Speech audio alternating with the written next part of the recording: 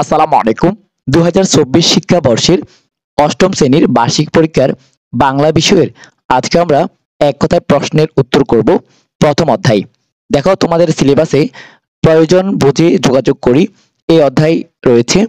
আর তোমাদের নৈর্ব্যক্তিক প্রশ্ন এমসিকিউ 15টি থাকবে আর 10টি থাকবে এক কথায় উত্তর। আজকে আমরা এই যে তোমাদের সিলেবাসের ভিতরে প্রথম অধ্যায় প্রয়োজন বুঝে যোগাযোগ করি এই অধ্যায়ের ভিতরে থেকেই আমরা এক কথায় উত্তর করব।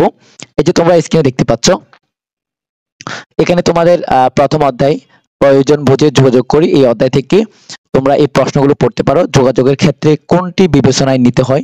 উত্তর হবে পরিস্থিতি। এরপর যোগাযোগের ধরন কয়টি? দুইটি। কখন প্রসঙ্গকে বিবেচনায় নিতে হয়?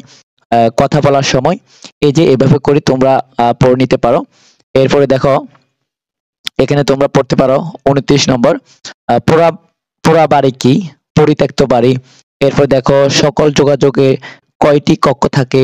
উত্তর হবে 2টি। এরপরে দেখো 11 পড়তে পারো মর্যাদা ভেদে সর্বনাম কত প্রকার? 3 প্রকার। এরপরে দেখো পরিস্থিতি পরিবেশ বুঝে যোগাযোগ করতে করতে পারা কি?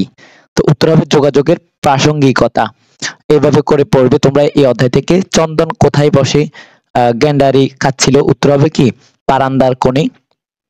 এরপরে দেখো 42 নম্বর পড়তে পারো বিশ্ব পরিবেশ দিবস কবে? 5 জুন। এরপরে দেখো পড়তে পারো শিক্ষার্থীদের ব্যানারে লেখা আছে গাছ লাগাও পরিবেশ বাঁচাও, এটি কোন ধরনের যোগাযোগ? উত্তর লিখতে পারো লিখিত। এরপরে সকাল কয়টা থেকে শিমুর ছোট বাইকে পাওয়া যাচ্ছে না? উত্তর 9টা।